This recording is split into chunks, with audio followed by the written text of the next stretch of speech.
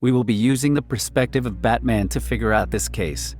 I won't be trying to solve any of the riddles as I would already know the answers to them, and most of them are solved within the film anyways.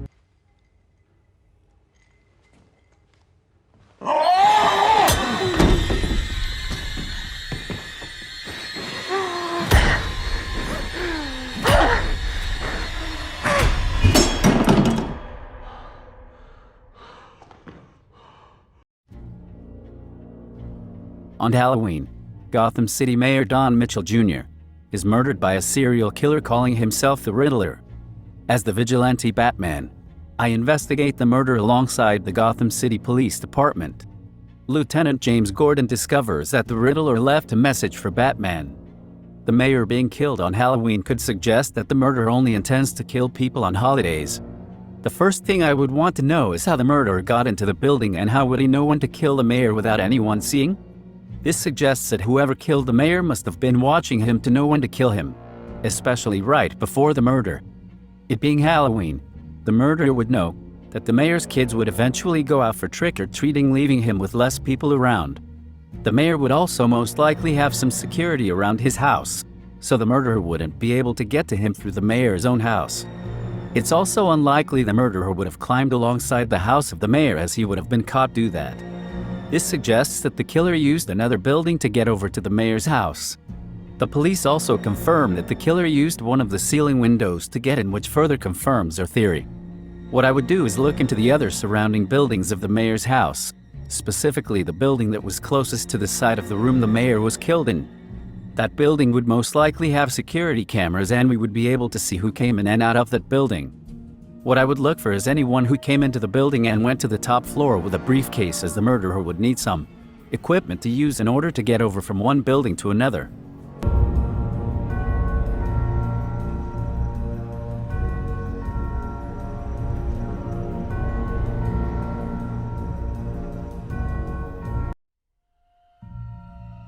Later, Batman and Gordon discover a thumb drive in one of the mayor's cars.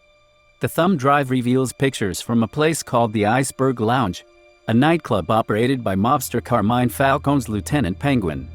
One thing I would want to check out was the supposed location from the point of view the Riddler had to be at to take these pictures. I would look for the location in the pictures of the Iceberg Lounge, and the building across from it would be where the Riddler took the pictures from. We can judge which floor the Riddler could have been on in order to take these pictures.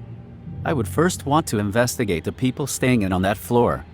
I could get a list of the residents in the building and find out who lives on that level of the building, specifically the apartment of where we think the Riddler took the pictures from.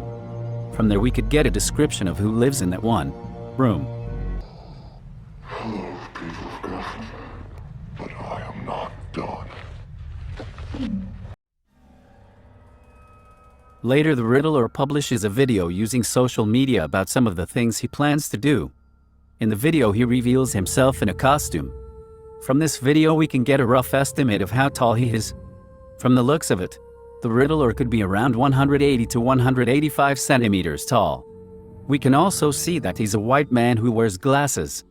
I would find it strange the Riddler has glasses on while wearing his costume. This could suggest that he actually does need glasses to see. We can also tell what kind of glasses he's wearing from the video. It's also possible to use the voice in the video to narrow down potential suspects. Using a rough idea of what the Riddler could look like: white male, 180 to 185 centimeters tall, and wearing clear glasses, along with a possible description of him from the apartments.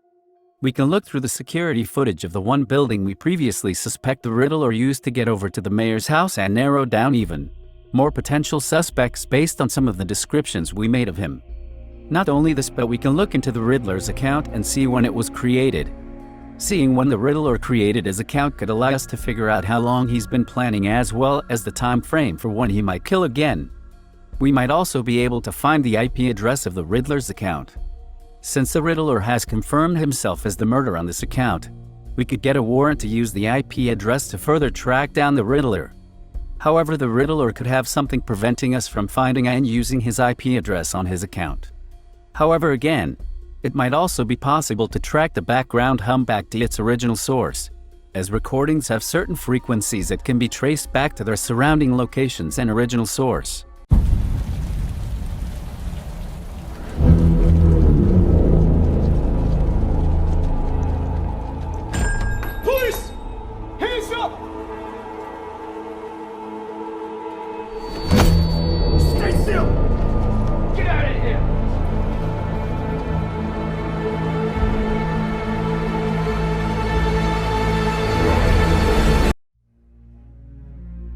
From the videos the Riddler gave us and the potential location the Riddler might be residing in, we have somewhat of an idea who the Riddler is. The glasses the Riddler wears in his videos would be very similar to that of the description of the person who lives in the apartment we suspected the Riddler to use to take pictures from. We could then go into that apartment and search it. The apartment would reveal the Riddler's question mark logo that is identical to that from his videos.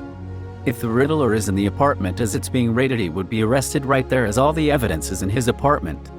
We would find the weapon he used to kill the mayor with.